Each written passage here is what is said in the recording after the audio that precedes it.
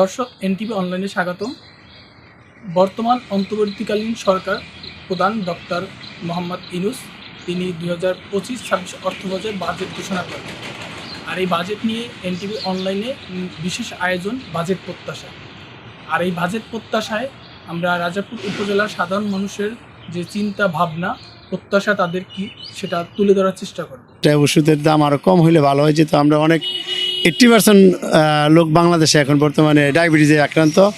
ডায়াবেটিসের রুগীটি সবচেয়ে বেশি। এখন যদি ডায়াবেটিসের ওষুধগুলো সবচেয়ে রিজনেবল হয় এবং সবার হাতের নাগালে হয় তাহলে অনেক ভালো হয় রুগীদের জন্য। অনেক রুগী আছে যারা নিম্ন আয়ের মানুষ, যারা প্রতিদিন যে আয়টা হয় এই আয়টা দিয়ে মানুষ অন্য আনুষঙ্গিক সরঞ্জাম কিনতে অনেক কষ্ট হয়, এর মধ্যে আবার ওষুধ কিনতে আরও বেশি কষ্ট হয়।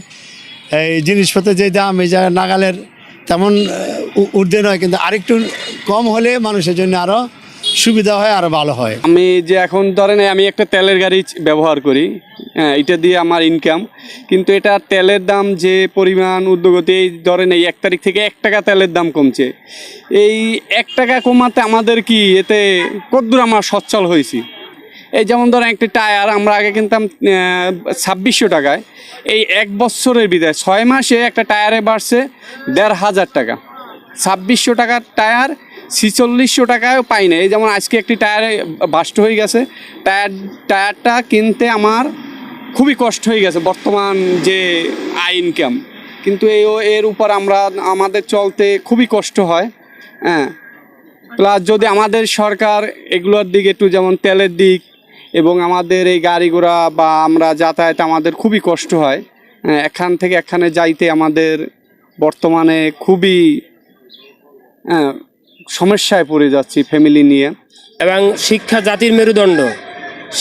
জাতি শিক্ষিত না হলে তো সে অনেক পিছিয়ে যাবে।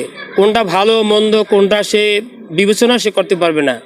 যার পরিপ্রেক্ষিতে আমরা তো এখন ভুলের জগতেই বাস করতেছি, যা শুনি সেটাই বিশ্বাস করি। কিন্তু আমাদের এই শিক্ষা যদি থাকতো তখন আমাদের আমরা ভালো মন্দ বুঝে শুনে আল্লাহ রসুলকে চেনে সেই সুন্দর মতো আমাদের জীবনযাপন আমরা পরিচালনা করতে পারি।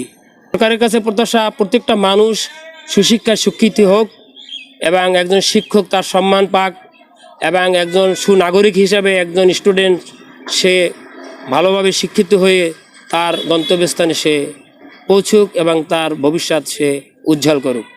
শিক্ষা খাতে ভালো একটা বাজেট, যেই বাজেটে শিক্ষক এবং ছাত্র এবং সকল সমন্বয়ভাবে তারা শিক্ষিত হতে, অবশ্যই শিক্ষা খাতে ভালো একটা বাজেট, যেই বাজেটের অনুপাতে প্রত্যেকটা মানুষ সুন্দরভাবে শিক্ষিত হতে পারে, তার একটা প্রত্যাশা করি আমি। কারিগরি প্রশিক্ষণ সহ শিক্ষা খাতটা যাতে ডেভেলপ হতে পারে সেদিকটাকেই আমি বেশি জোর দেওয়ার জন্য সরকার বাহাদুরের প্রতি আবেদন জানাচ্ছি। সামঞ্জস্যপূর্ণ দাম অবশ্যই সরকারের নির্ধারণ করতে হবে, তা না হলে শিশু খাদ্য, বিশেষ করে শিশুদের স্বাস্থ্যের উপরে নির্ভর করে ভবিষ্যৎ প্রজন্ম এবং ভবিষ্যৎ দেশের যুব সমাজ।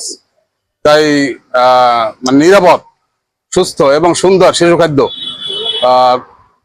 ব্যবস্থা করতে হবে, এবং সাথে সাথে দামও মানুষের সীমার মধ্যে, আয়ত্তের মধ্যে রাখা যায়, সে ব্যাপারে সরকার আশা করি আগামী বাজেটে একটা যুগান্তকারী পদক্ষেপ নেবে।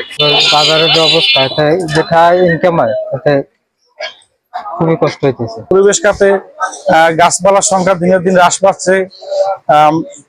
মূল যে মহাসড়কগুলো আছে, মহাসড়কের দুপাশ থেকে গাছগুলো কেটে ফেলার কারণে দেশের ভারসাম্যটা অনেক ক্ষীণ হয়েছে।